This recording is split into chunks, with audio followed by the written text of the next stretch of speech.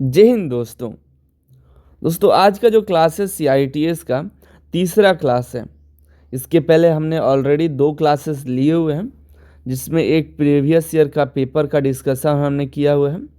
उसके बाद हमने प्रैक्टिस शुरू किया। दूसरे जो क्लास था उसमें हमने 25 क्वेश्चन का प्रैक्टिस शुरू किया। आज प्रैक्टिस का दूसरा क्लास है, ठीक है। और वीडियो नंबर 3 है CITS का, जिसमें 25 क्वेश्चन हम डिस्कस करेंगे प्रीवियस ईयर क्वेश्चन के पैटर्न पर।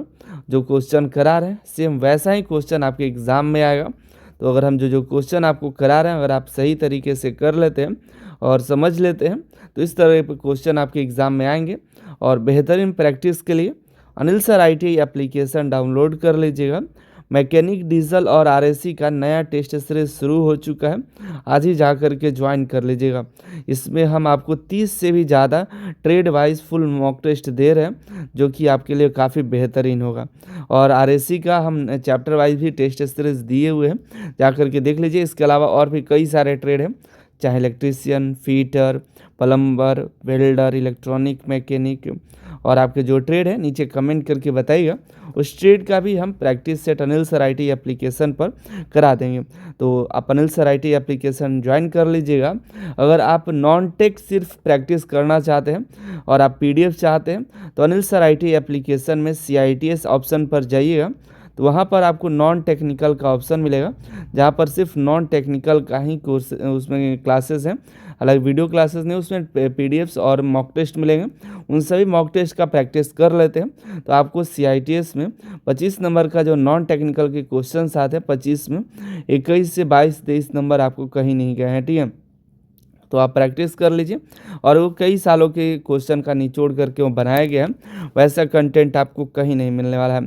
तो चलिए शुरू करते हैं और देखते हैं आज के 25 क्वेश्चन को, जो कि काफ़ी इम्पॉर्टेंट है। देखिए सवाल ये है, what is the value of 24 × 15 + 480 divide by 12 - 60। आप बोडमास रूल यहाँ पर अप्लाई कर दीजिएगा। यहाँ पर देखिए हम इसको सॉल्व करते हैं। तो यहाँ पर देखिए आप भी सॉल्व करिए। सॉल्व करने का जो भी आंसर आ रहा है, जो करेक्ट ऑप्शन है, उसके साथ आपको लिख देना है। क्वेश्चन नंबर 1 है, तो 1 का करेक्ट ऑप्शन जो है 2 है, तो 1 का 2 इस तरह से करके आपको आंसर करना है। 24 × 15 + 480 डिवाइड बाई 12 - 60। हम पहले भागा देंगे, वैसे साथ में हम कर सकते हैं। इसको गुणा किए 360 आया, 360 प्लस इसका भागा दिए 480 डिवाइड बाई 12, इसका हो जाएगा 40 माइनस यहाँ पर 60 कर दिए। तो हमको यहाँ पे जोड़ लेते हैं। यहाँ पर आ जाएगा हमारा 400 माइनस 60, यह हमारा जाएगा 340। हमारा करेक्ट आंसर जो है 3 नंबर ऑप्शन करेक्ट है, 340, ठीक है, 340। आगे बढ़ते हैं क्वेश्चन नंबर 2 की तरफ। जो क्वेश्चन सिंपल है उसको जल्दी कर लेंगे, जो हार्ड होगा तो 2-3 बार में हम उसको आपको समझा देंगे। बाकी जो भी क्वेश्चन में डाउट होगा क्वेश्चन नंबर कमेंट कर दीजिएगा।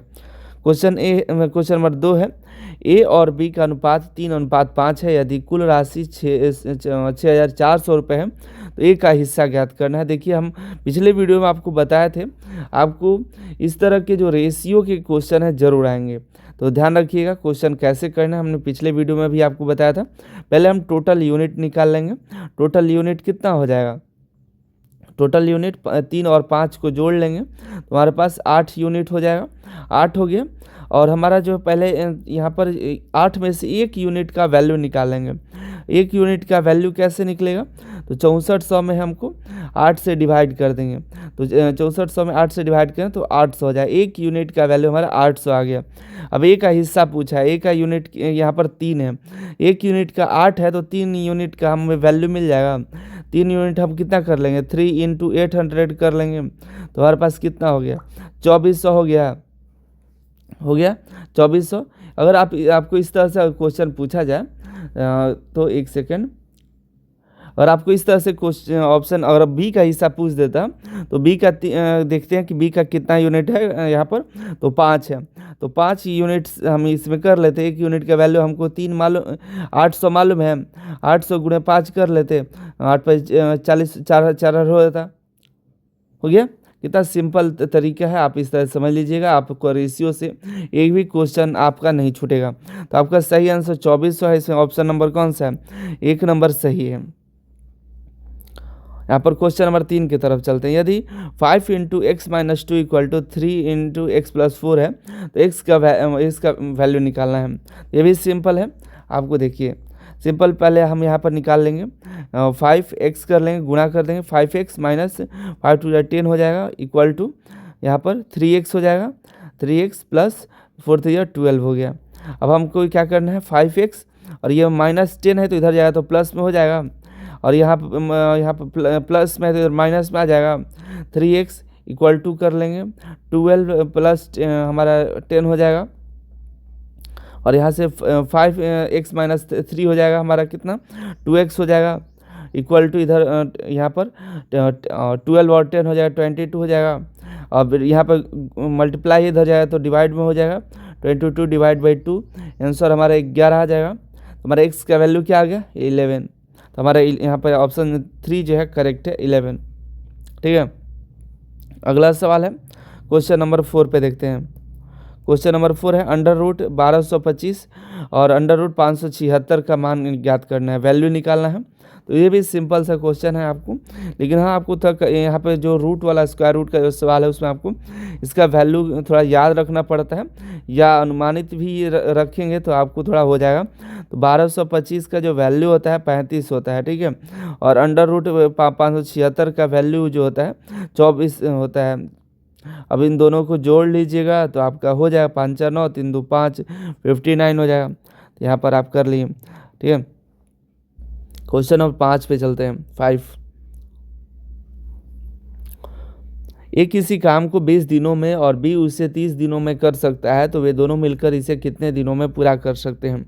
देखिए ये भी सिंपल सा सवाल है, चलिए हम पहले करते हैं। जैसे ए किसी काम को 20 दिनों में करता है, ए 1/20 कर लिए, और बी उसी काम को एक काम को करने में 30 दिनों का समय लेता है। तो दोनों मिला करके, दोनों का ऐड करके हम इसको अगर सॉल्व कर लेते तो हमारा आंसर आ जाएगा।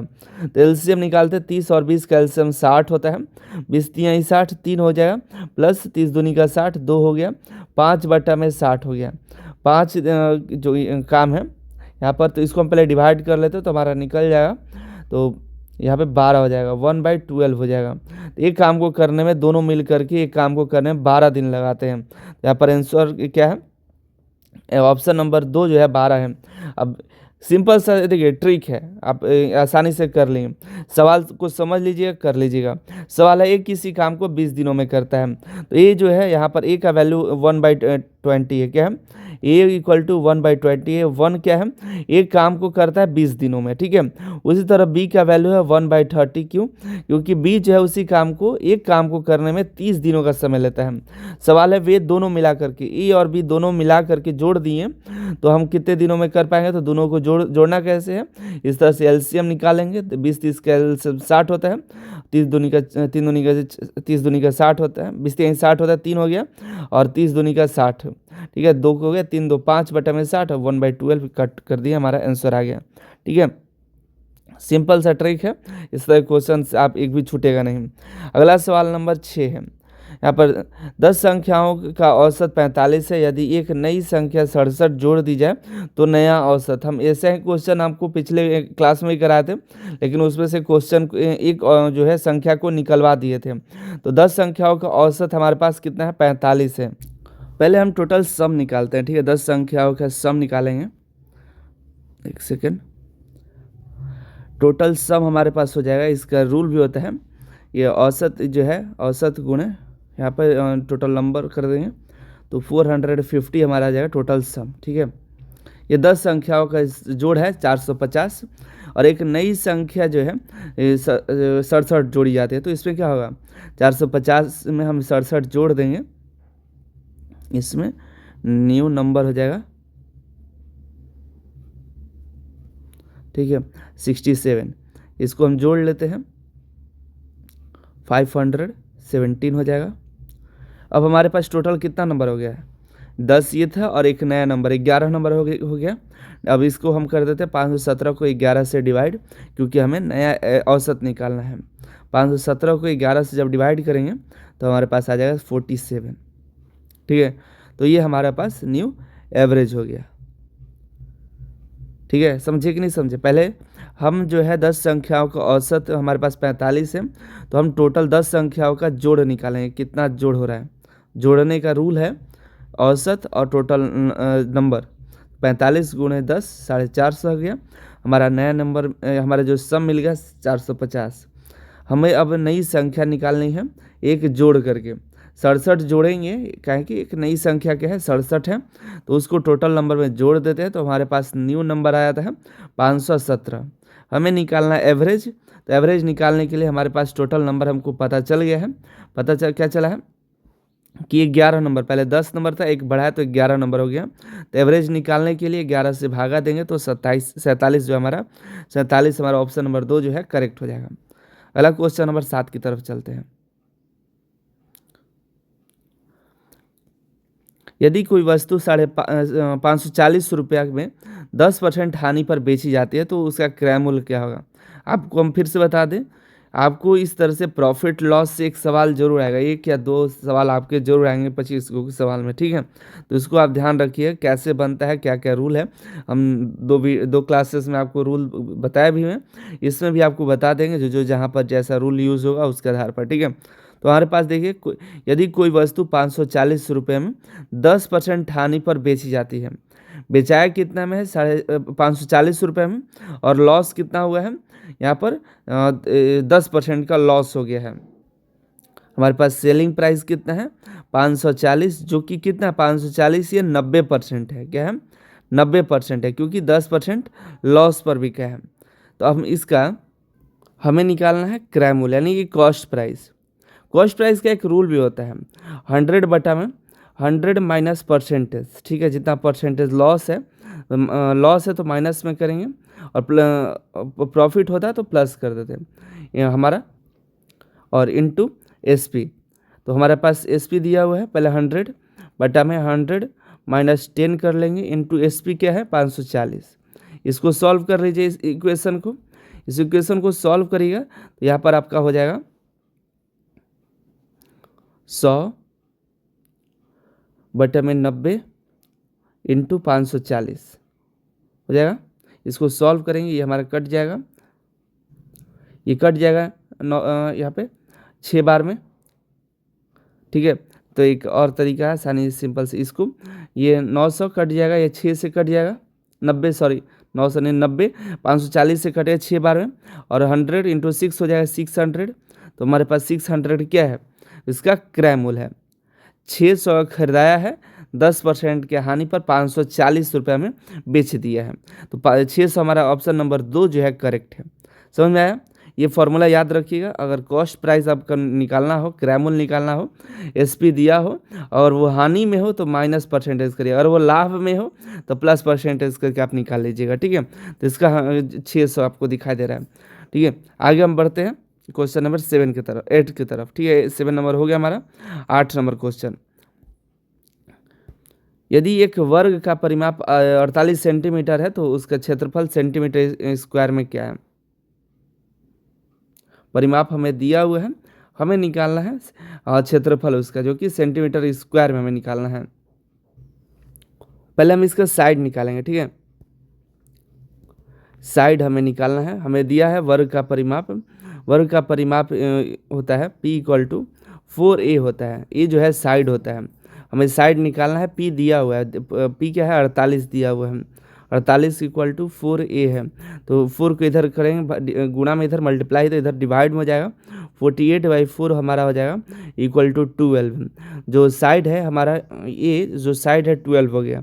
अब हम क्षेत्रफल आसानी से निकाल सकते हैं। क्षेत्रफल का क्या होता है रूल, वर्ग का क्षेत्रफल A कैपिटल A = हमारा साइड स्क्वायर हो जाएगा A², 12 इंटू 12 हो जाएगा, 12 इंटू 12 144। ये हमारा क्या हो गया, वर्ग का क्षेत्रफल निकल कर आ गया, और वो भी स्क्वायर में है तो सेंटीमीटर हमारा स्क्वायर हो जाएगा। ठीक है। 144 सेंटीमीटर स्क्वायर हो जाएगा भुजा। ये हमारा जो साइड है, साइड का क्षेत्रफल जो होता है साइड के पावर में होता है, इस साइड स्क्वायर हो जाता है। तो 12 का स्क्वायर 12 12 44 होता है, 144 होता है। हमारा आंसर 144 सेंटीमीटर स्क्वायर हो गया। क्वेश्चन नंबर 9, एक पिता और उसके पुत्र की आयु का योग 60 वर्ष है। पिता की आयु पुत्र की आयु की 4 गुनी है। पुत्र की आयु क्या है? हमने इस तरह का सवाल पिछले भी क्लास में किया हुआ है और आपको ध्यान होगा। तो हम पहले इसमें पुत्र की आयु यहाँ पर हम मान लेते हैं x, ठीक है। सन का एज कितना मान लेते हैं? x मान लेते हैं। और फादर का एज जो है यहाँ पर क्या है? पुत्र की आयु की 4 गुनी है। तो फादर का जो एज है हम यहाँ पर मान लेते हैं 4x, क्योंकि 4 गुनी है, ठीक है। और दोनों का योग जो x प्लस 4x जब करते हैं तो योग कितना निकल के आ रहा है? 60 आ रहा है, ठीक है। बट बेटे की उम्र और उसके पिता की उम्र दोनों को जोड़ते हैं तो हमारे पास एज निकल कर आता है 60 साल। सॉल्व कर लीजिएगा, बिल्कुल कर लीजिएगा। तो ये यहाँ पर 5x इक्वल टू कितना हो गया? 60 हो गया। तो x इक्वल टू गुणा है तो उधर जाएगा तो 12 हो जाएगा। तो कितनी हो गई? पुत्र की आयु x क्या है? x सन की आयु है, तो x का वैल्यू 12 साल। तो 12 हमारा बच्चे की उम्र निकल कर आ गई, ठीक है। इस तरह से आगे कुछ और भी सवाल पूछता तो x का वैल्यू आप निकाल ली है। आगे आप कुछ भी कर सकते हैं, जैसे कि 10 साल बाद की आयु निकालना है तो 10 से गुणा कर सकते हैं। बाकी सवाल हम इस पर आपके आगे करेंगे, अगले क्लासेस में ज़रूर जुड़िएगा। अगला सवाल है अंडर रूट 1600 है, ठीक है। और अंडर रूट 900, अंडर रूट 400 है। तो इसका मान निकालना माइनस प्लस है। Under root 1600 minus under root 900 plus under root 400 है, ठीक है। इसको सॉल्व करेंगे हम। तो पहले देखिए 1600 का हमारा क्या होता है? 40 हो जाएगा। 40 माइनस 900 का हमारा कितना होता है? 30 होता है।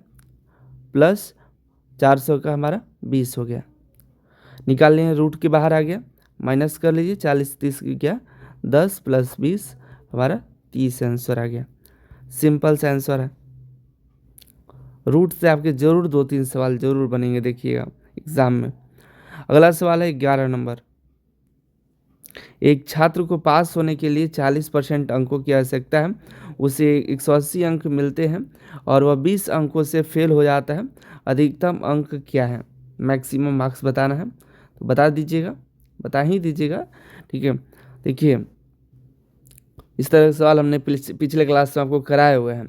देखिए 180 अंक मिलते हैं उसको, तो हम पहले इसको पासिंग मार्क्स निकालते हैं, ठीक है।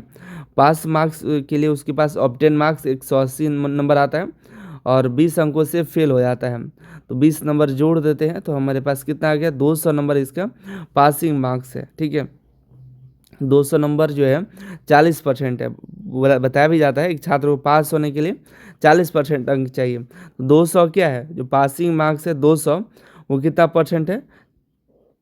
40% है, ठीक है। तो हम इसका पहले 100% निकाल सकते हैं। 100% कैसे निकालेगा? अगर आसानी से निकालना है तो 40 का 80 कर लीजिए। 80 कितना हो जाएगा? डबल हो गया, तो इसको 400 हो जाएगा।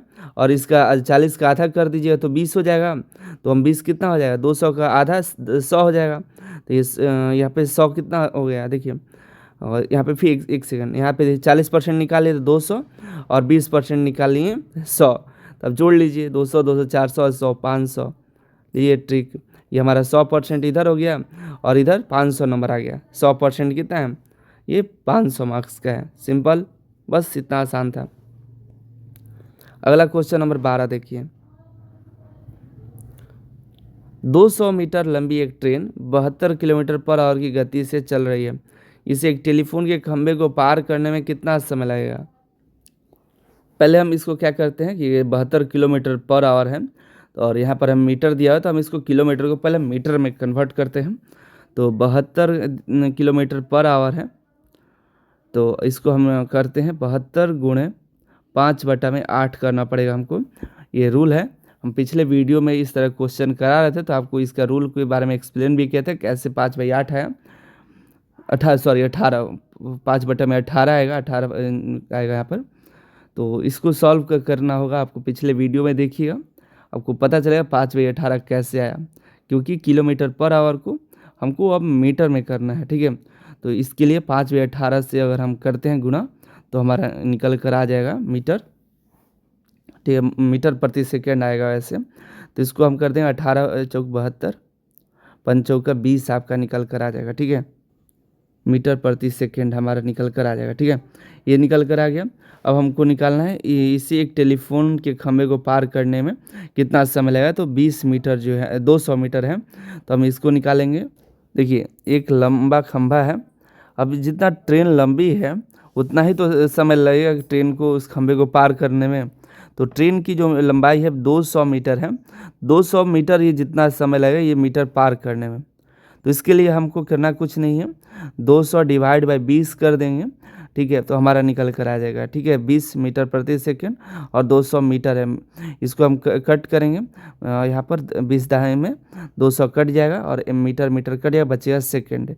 तो 10 सेकंड हमारे पास बचेगा। 10 सेकंड में ये जो ट्रेन है 200 मीटर की ट्रेन वो एक खंभे को पार कर लेगी।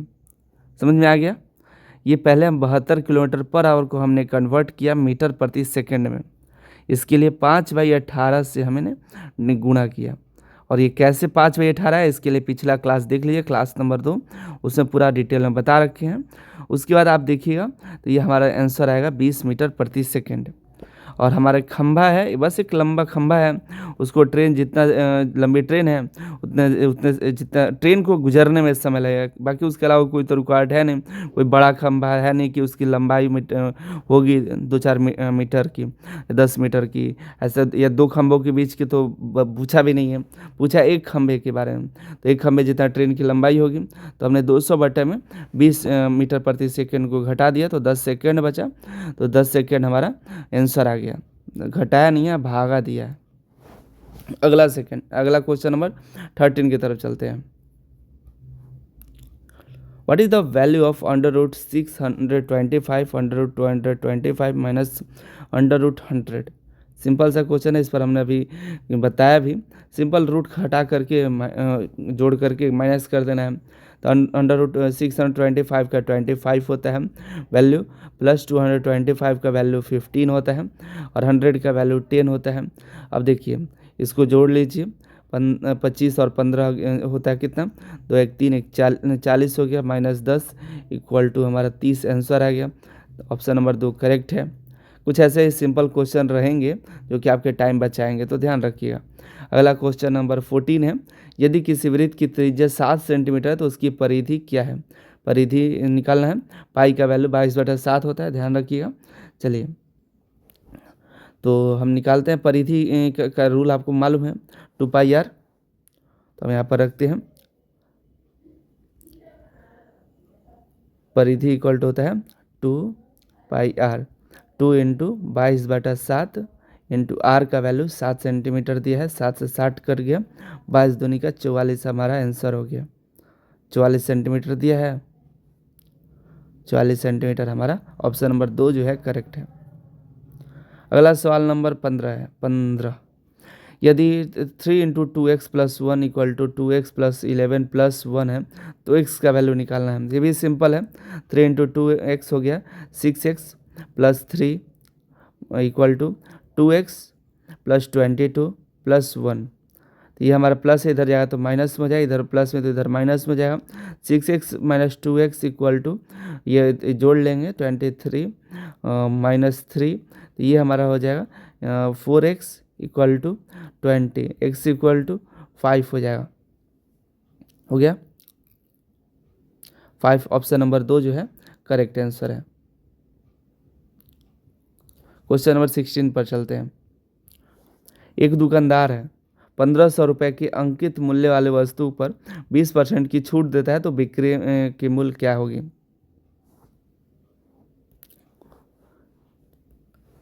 इसमें MRP दिया हुआ है 1500, कितना दिया है? 1500 दिया है MRP, ठीक है।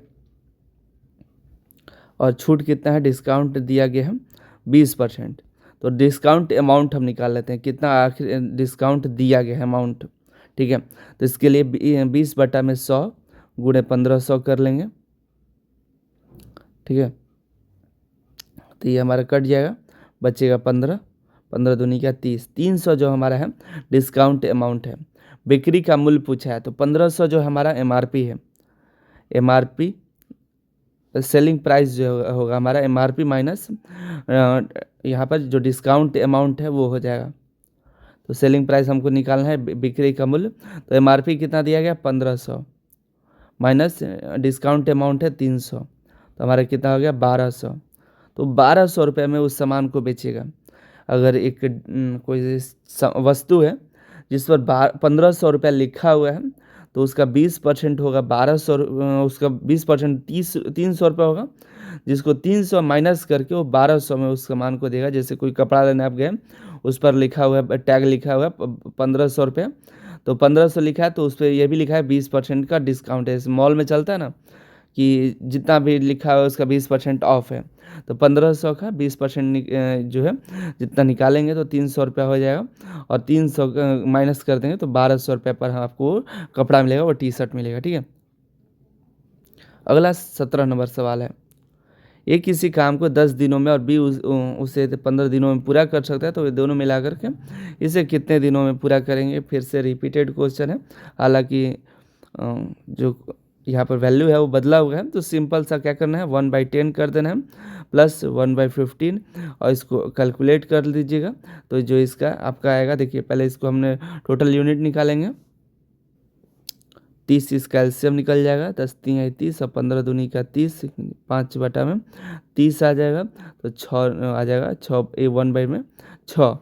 तो दोनों मिल करके एक काम को 6 दिनों में पूरा करते हैं। तो इस तरह से क्वेश्चन आप तो कर पाएंगे, इतना प्रैक्टिस करा रहेंगे क्वेश्चन का ना कि आप आंख बंद करते 2 सेकंड में आप कर दीजिएगा। 5000 रुपये पर 4% वार्षिक दर से 2 वर्ष का साधारण ब्याज क्या होगा। फिर से आपका इंटरेस्ट का क्वेश्चन है, एसआई वाला क्वेश्चन है। हमें निकालना क्या है, साधारण ब्याज, एसआई निकालना है।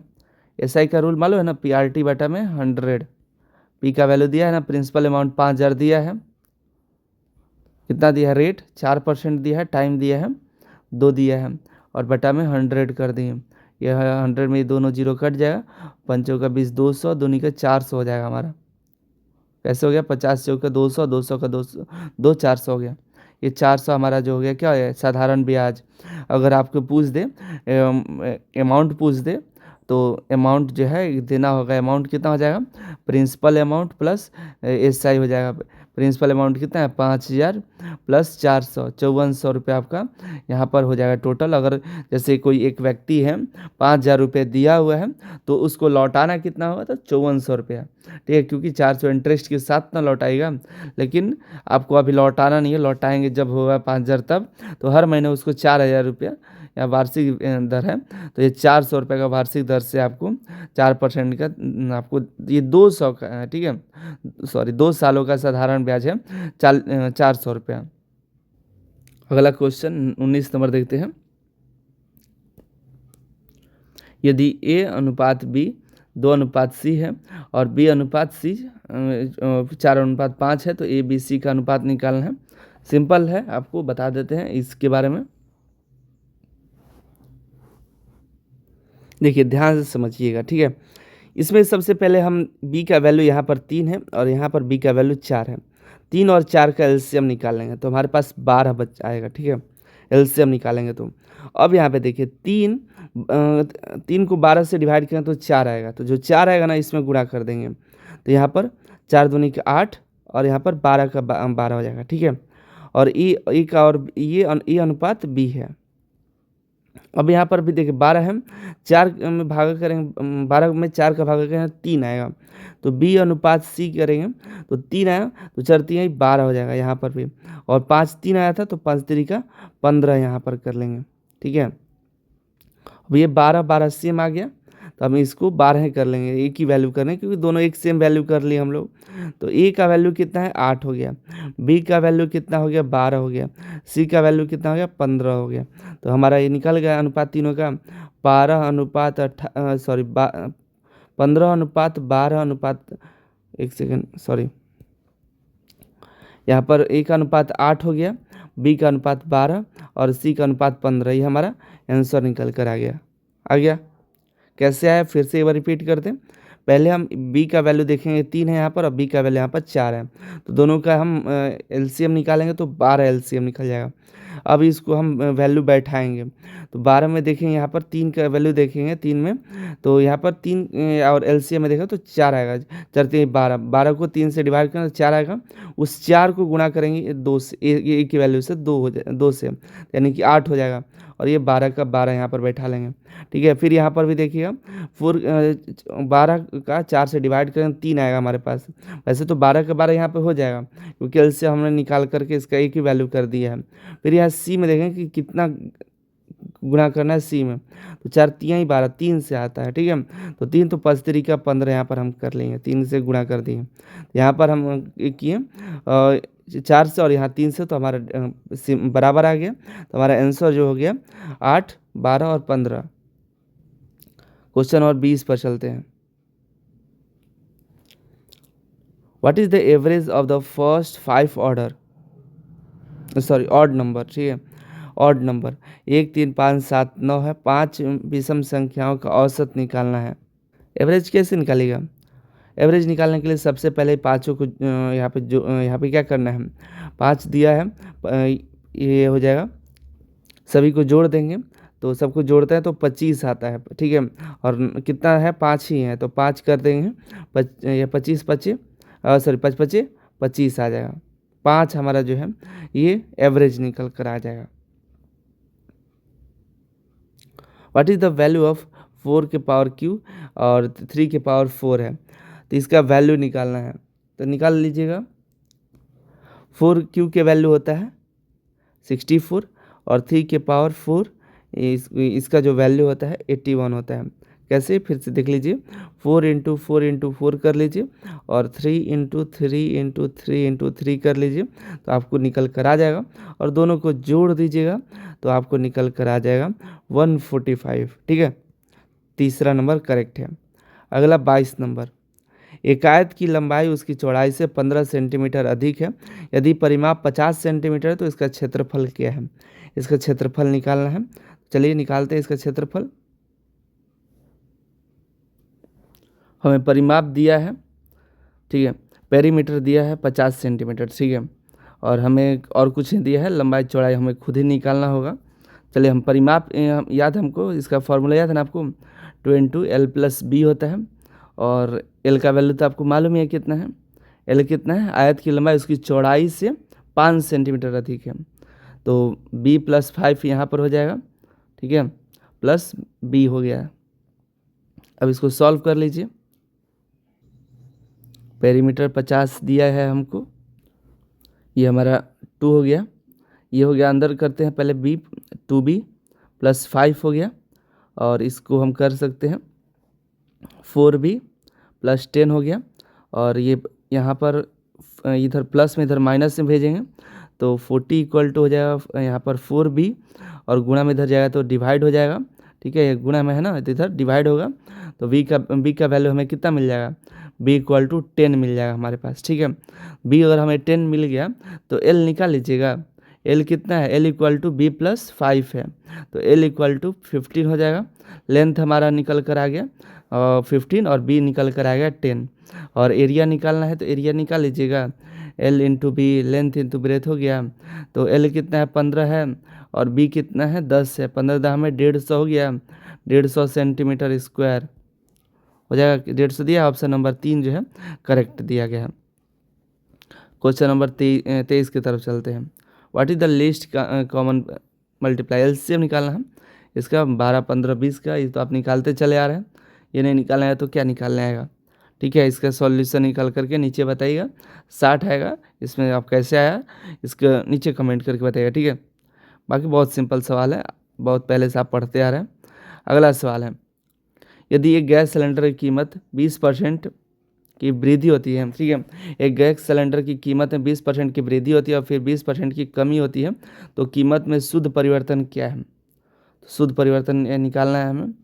तो वो देखिए, इसका एक फॉर्मूला ध्यान रखिएगा। इस तरह का अगर सवाल आता है कि किसी भी चीज़ में 20% की वृद्धि होती है और 20% की कमी होती है, या कितने % की भी संख्या मायने नहीं करता है, अगर वृद्धि और कमी आती है तो और उसका परिवर्तन का मान निकालना है। तो उसके याद रखिएगा, पहला वैल्यू माइनस दूसरा वैल्यू, कमी है तो कमी है ना, यहाँ पर कमी और कमी नहीं होता है, वृद्धि होता है तो प्लस लगाते हैं। फिर उसके बाद माइनस, कमी है तो फिर माइनस लगाएंगे और दोनों के वैल्यू को गुणा करके 100 से डिवाइड कर देंगे। इसके बाद इस मान को रख करके जो आंसर आएगा उससे हमें पता चल जाएगा कि ये क्या हुआ है, शुद्ध परिवर्तन बढ़ा है घटा है। तो एक्स का वैल्यू पहला रखेंगे 20 माइनस जो कमी जो है 20 माइनस एक्स वाई का वैल्यू यहाँ पर हो जाएगा, यहाँ पर गुणा कर लेंगे 400 हो जाएगा बटा में 100। इसको हम कट कर लेंगे तो यहाँ पर हमारा 4 बचेगा, 20 में से 20 चला जाएगा, कट जाएगा, 0 हो जाएगा, -4 बचेगा। तो हमारा -4 जो है डिक्रीज होगा, या ऑप्शन नंबर जो है 3 जो है करेक्ट है। वैसे भी ध्यान से समझिएगा, वैसे भी ये वृद्धि हो रहा है तो मान लीजिए 100% है तो 20 जो % बढ़ रहा है तो 120 मान लीजिए हो गया, ठीक है। और 120 में से जब घटेगा तो कितना 20% घटाएंगे तो लगभग कम ही होगा, ठीक है। और उसमें से क्योंकि ज़्यादा से कम, ज़्यादा का उतना ही % जो है कम है, लगभग 96 तक हो जाएगा। तो क्या होगा, पहले 100 था, 100 से 96 हो गया तो ये कमी तो हुआ है, उसे जो परिवर्तन हुआ है वो तो डिक्रीज हुआ है। 100 रुपया था तो 96 रुपया हो गया, तो 4 रुपया माइनस में ही होगा। अगला सवाल है 25 नंबर, जो कि लास्ट सवाल है। अंडर रूट 144 और प्लस 25 है, ये अंडर रूट में पूरा है, ठीक है। 144 प्लस 25 है तो इसको जोड़ लेंगे तो 169 हो जाएगा। 169 का वैल्यू कितना होता है, 13। तो हमारा जो सही आंसर है 13, ठीक है। इस तरह क्वेश्चन हमने यहाँ तीसरा कंप्लीट कर लिया, तीसरा पार्ट, और आगे हम चौथे पार्ट पर चलेंगे, ठीक है। और उसके लिए आप Anil sir IT application download कर लीजिए ताकि हम लेटेस्ट अपडेट और भी कोर्सेज जो आएंगे उस सर आपको मिलते रहेंगे। अभी जा कर के ज्वाइन करें लेटेस्ट मॉक टेस्ट के लिए। मिलते अगली वीडियो में, आप सभी का बहुत बहुत धन्यवाद।